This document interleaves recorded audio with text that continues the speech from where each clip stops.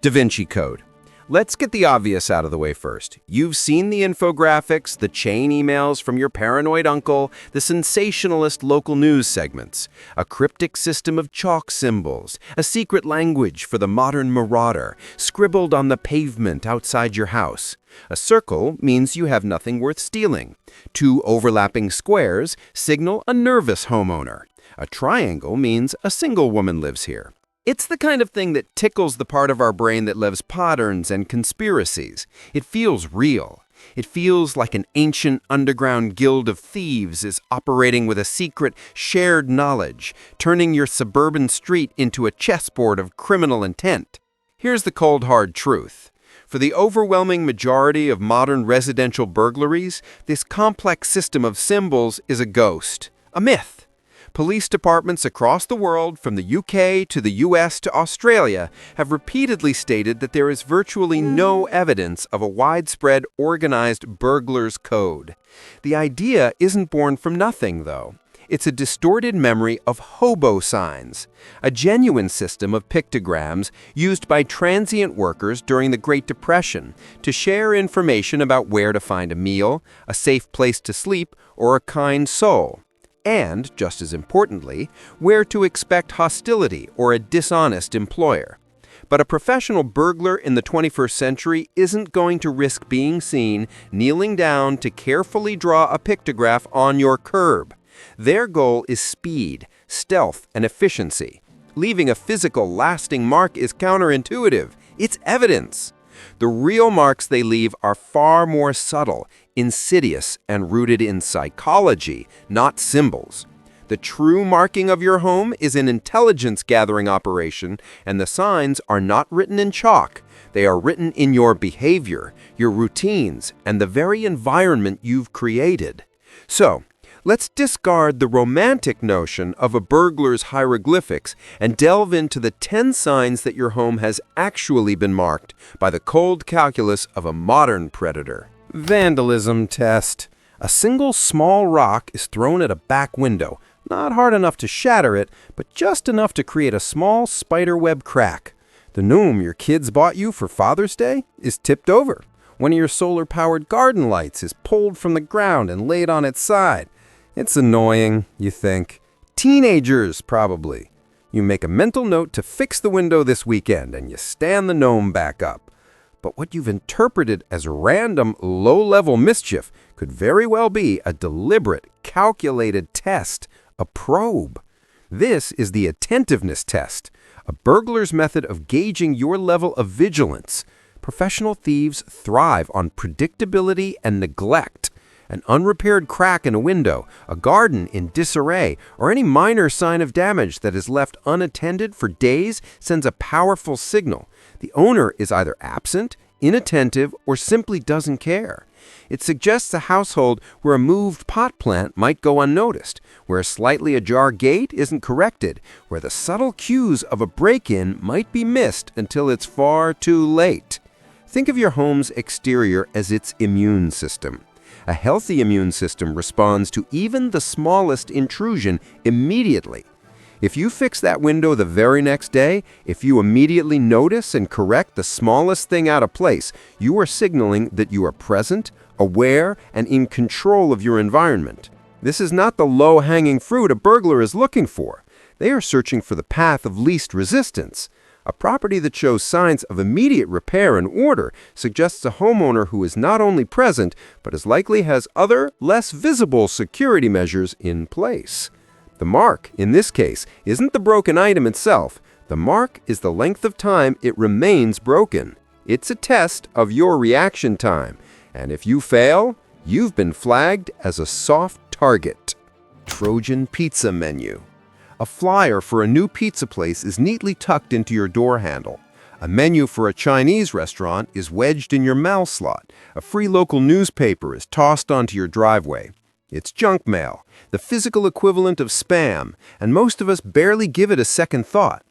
But this seemingly innocent piece of paper is one of the oldest and most effective tools in a burglar's casing kit. It's a simple, non-confrontational way to ask a single vital question: is anyone home? The logic is brutally simple. A flyer placed on a door on a Tuesday morning should be gone by Tuesday evening if someone is living their normal life. If that same flyer is still there on Wednesday, it's a strong indicator. If it's still there, perhaps a little damp with dew, on Thursday morning, it's almost a certainty. The house is empty.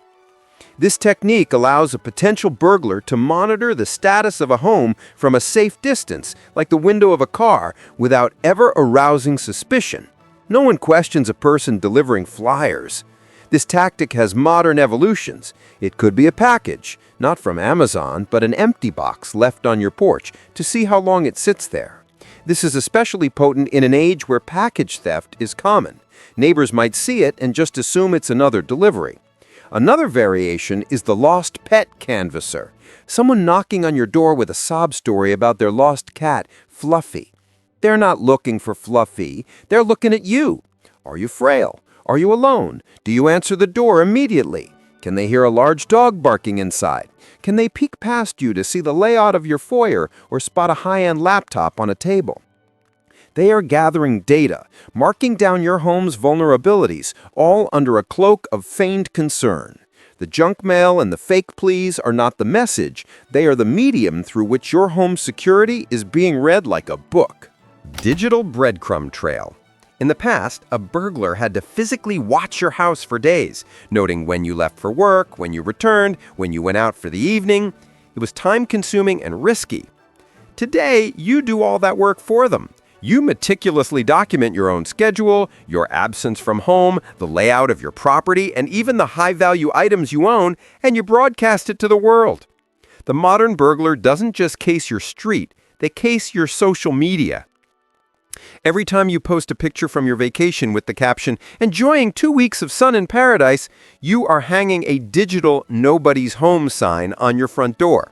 The geotag on that photo of your expensive new 8K television confirms its location in your living room. The public event RSVP on Facebook tells them you'll be at a concert across town from 8 p.m. to midnight on Friday. This isn't speculation. Law enforcement agencies have confirmed that burglars are actively using social media platforms to identify targets. They search for location-specific hashtags like hashtag San Diego or public check-ins at airports and resorts. The mark here is your own digital footprint. They can see your family photos and learn your name. They can look up your address in public records. They can use Google Street View to get a perfect 360-degree look at your property without ever setting foot on your block. They can analyze photos taken inside your home that you've posted, looking for window types, potential entry points, and the location of valuables. You are not just sharing your life, you're providing a detailed schematic for its deconstruction. The scariest part is the illusion of a walled garden. You think you're sharing with friends, but your privacy settings might be more porous than you think, and you have no idea who is in your friend's network. You've been marked not by a symbol on your curb, but by a like from an anonymous profile. Service industry ghost. A person in a high-visibility vest and a hard hat is walking down your street, holding a clipboard and looking intently at the telephone poles. A van with a generic city landscaping magnet slapped on the side is slowly driving through the neighborhood. A person in a plausible-looking delivery driver uniform is walking up to doors, then turning away as if they have the wrong address. These figures are what security experts call ghosts. They are designed to be seen, but not noticed. Our brains are conditioned to ignore service workers. They're part of the background noise of a functioning society, and that makes the uniform a perfect invisibility cloak for a burglar casing a neighborhood. This is intelligence gathering at its most brazen. Under the guise of a legitimate worker, a potential thief can walk right up to your property in broad daylight. They can note the brand of your security system camera, or the lack thereof. They can assess the quality of your locks. They can peek through side gates to see what's in your backyard. A new grill, expensive patio furniture, or a poorly secured shed. They can listen for the bark of a dog or the sound of a television. The clipboard and uniform are props that disarm suspicion and buy them precious minutes of observation time that a person in a hoodie and jeans would never get. This method is often used to map out an entire neighborhood, creating a list of potential targets ranked by ease of entry and potential reward. They're not just marking your home, they're marking every home. They're They're looking for the house with the overgrown bushes that provide perfect cover, the one with the second-story window left open, the one where the homeowner leaves the garage door opener clipped to the sun visor in their unlocked car. The mark isn't a physical sign. It's an entry in their mental or digital ledger, a detailed report on your home's specific weaknesses, gathered without you ever giving them a second glance. Wheelie Bin Telegraph. It's trash day. You drag your recycling and waste bins to the curb. The truck comes, empties them, and you bring them back in later that day. It's a mundane ritual of modern life. But to a burglar, the position and state of your trash bins can be a telegraph, clicking out simple, clear messages about your presence and habits. The most basic signal, much like the pizza flyer, is the bin left at the curb. If your bins are still sitting on the street a day or two after trash day, it's a screaming signal that no one has been home to bring them in. It's one of the most reliable indicators for a burglar that a house is currently vacant, making it a prime target for a leisurely, low-risk burglary where they can take their time. But some theories, often shared by former burglars and law enforcement, suggest a more complex code. A bin moved to a specific, unusual spot, perhaps on the other side of the driveway, could be a signal to an accomplice. It might mean target is confirmed, proceed as planned. A lid left open could mean I've checked, no dog. A bin tipped on its side could mean something is wrong, abort. While the idea of a universal granular bin code is as debatable as the chalk symbols, the core principle holds true. Criminals use mundane objects in the environment to communicate non-verbally. The key is the anomaly. Is your trash bin in a place it has never been before? It might not be the wind. It might be a message you were never meant to intercept. A quiet confirmation that your home has moved from a potential to an active target. Broken down bait car. A nondescript sedan has been parked across the street from your house for 2 days. Every few hours, someone comes out, opens the hood, tinkers for a few minutes with a wrench, looks frustrated, and then leaves, only to repeat the process later. Your neighborly sympathy kicks in. Poor guy, having car trouble. In reality, you may be witnessing a sophisticated surveillance operation in progress. The broken-down car is a classic intelligence-gathering technique. It provides a legitimate, unquestioned reason for a vehicle and its occupant to remain in one spot for an extended period. From this stationary observation post, a team of burglars can meticulously document the rhythm of an entire block. They aren't just watching one house, they're watching all of them. They're noting who leaves for work at 7:30 a.m. every day, who has a dog walker come at noon, which house has a teenager who gets home from school at 3 p.m., and which house remains dark and silent from 9 to 5. This is a level of casing that goes far beyond the opportunistic smash and grab. This is planning for a high-value score. The people inside that car are building a detailed pattern-of-life analysis for every potential target. They're identifying the optimal window of opportunity for each home, that 2-hour slot on the Thursday afternoon when the entire cul-de-sac is reliably empty. They can use binoculars, long-lens cameras, and sometimes even signal interception devices to identify which homes have Wi-Fi-based security systems. The car isn't broken down. It's a mobile command center. The mark here is on a completed schedule, a timetable of your entire neighborhood's vulnerability, ready to be exploited at the moment of maximum advantage. Canine Calculus. A dog is widely considered one of the best burglar deterrents, and for good reason. The unpredictable, loud, and potentially violent nature of a canine defender is a variable that most criminals simply don't want to deal with. Because of this, a key part of casing a home is performing a canine calculus, determining if a dog is present, and if so, what kind of threat it represents. The signs they look for are obvious at first. A beware of dog sign, a dog house in the backyard, chewed up toys on the lawn, or the sound of barking. But a professional goes deeper. They need to differentiate between a genuine threat and a fluff deterrent. They might deliberately make a noise at the fence line to see what kind of bark responds. Is it the deep, chesty bark of a large breed or the high-pitched yapping of a small dog? A large dog is a physical threat. A small dog is an alarm system, but even the alarm system can be tested. If a small dog barks incessantly every time a leaf blows by and the homeowners are observed to consistently ignore it, the dog's value as a deterrent plummets. It has become background noise. The burglar now knows its barks will not summon the owner to the window. Conversely, if a single bark from a quiet dog immediately brings a homeowner to the door, it signals a highly effective and attentive security system.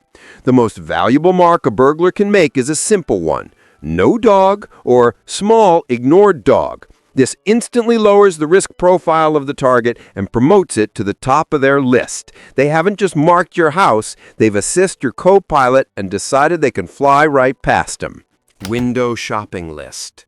As dusk falls and you turn on your interior lights, your home transforms into a diorama for anyone looking in from the outside. The darkness provides them with a cloak of invisibility, while your lights perfectly illuminate the contents of your home. This is window shopping, and it's one of the most direct and effective ways for a burglar to case your home. They are not just taking a casual glance, they are taking inventory. They are identifying the precise location of your most valuable and easily transportable items. That new iMac sitting on the desk right next to the front window, the purse left on the kitchen counter, the blur of a large flat-screen TV, the main prize in many break-ins, mounted on the living room wall.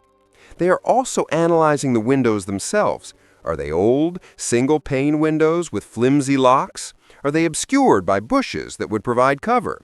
Is there a small, accessible bathroom window that is often left cracked open? This isn't always done on foot. A slow drive-by with a passenger using a telephoto lens or even a high-quality phone camera can capture a surprising amount of detail. The goal is to build a mental or even a physical map that maximizes their efficiency once inside. They want to know exactly where to go to get the most value in the least amount of time. The average burglary is over in less than 10 minutes. This speed is only possible with prior planning. The mark, in this case, is a shopping list. They have seen your inventory, identified the prizes, and planned their route through the store. The break-in itself is just the checkout. Community leak. This is the most insidious and often the most effective way a home is marked because the information comes from a trusted source. A burglar's greatest asset is inside knowledge, and sometimes it's handed to them without them even having to ask. The community leak is the unintentional transfer of critical information from people you know and trust. It could be the landscaping crew you hired who openly discuss the new media room you're so proud of at a local bar. It could be a friendly neighbor who casually mentions to a stranger at a garage sale that you're away in Europe for the next 3 weeks. It could be a disgruntled former employee or a contractor who knows the code to your garage door and the one spot you hide a spare key. Criminals, particularly those operating in organized groups, cultivate networks of informants. They might pay a small finder's fee to anyone, from a pizza delivery driver to a cleaner, who can provide a tip about a wealthy homeowner with a lax security attitude or an upcoming vacation schedule. The mark here is not a symbol or a moved object. It's a piece of high-quality, actionable intelligence that bypasses all the other forms of casing. They don't need to test your attentiveness or watch your house if they already know you're gone. They don't need to window shop if they have a blueprint of your home's valuables from someone who has been inside. This method preys on our social nature and our inherent trust in our community. The sobering reality is that sometimes the biggest threat to your home's security isn't the shadowy figure in the night, but the loose lips of someone in your trusted circle. Your home was marked not by a criminal, but by a conversation.